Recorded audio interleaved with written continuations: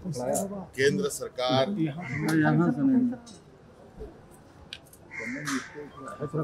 जिस तरीके से हमारे देश के प्रधानमंत्री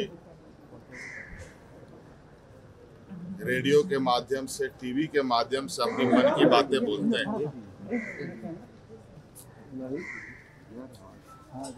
उसी प्रकार आज के दिन भी वित्त मंत्री ने केंद्र की मन की बातें कही, जिसमें किसी की सुनवाई नहीं होती, सिर्फ अपनी बातें होती है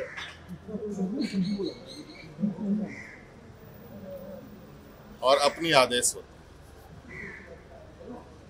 ना इसमें नौजवान, किसान, मजदूर, गरीब, आदिवासी, दलित, पिछड़ों के लिए कुछ, सिर्फ अपनी बातें कहनी, सुनने किसी की बातें नहीं। ना देश की भावना से, ना जनमानस की भावना से कोई लेना देना। जहां ट्रेनों में निवेश करने की सरकार बात कहती है, वहीं नौजवानों को कूटा जाता है।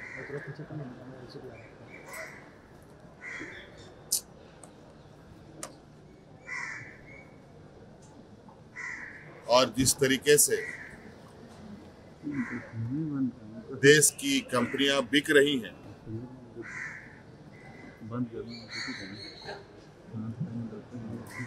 एयरपोर्ट रिनोवेट करती है भारत सरकार और सस्ते दामों पर बेच देती है अपने प्रियजनों को। इसी प्रकार आगे भी होगा।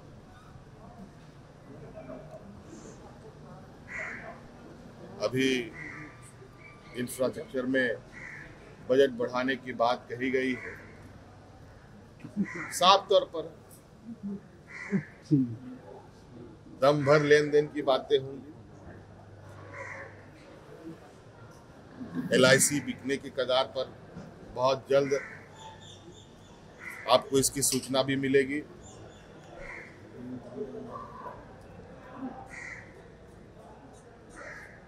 देश की सारी संपत्तियां बेचकर आज भारतीय जनता पार्टी 5,000 करोड़ के लगभग की कंपनी बन गई है।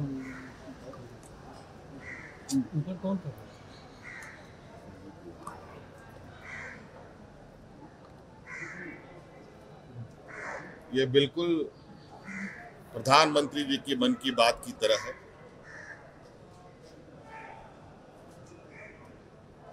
ना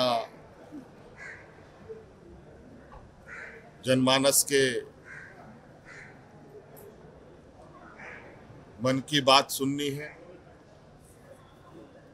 ना उनकी मन का ख्याल रखना है, उनकी भावना का ख्याल रखना है,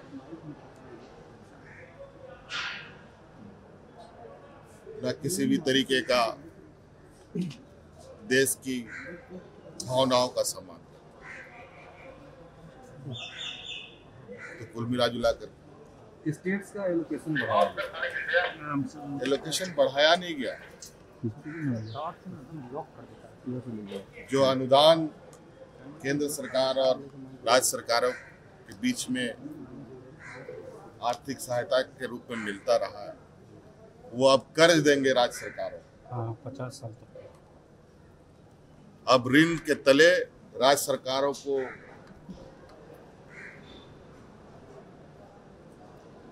बोझ के तले दबाया जाएगा। जो देश में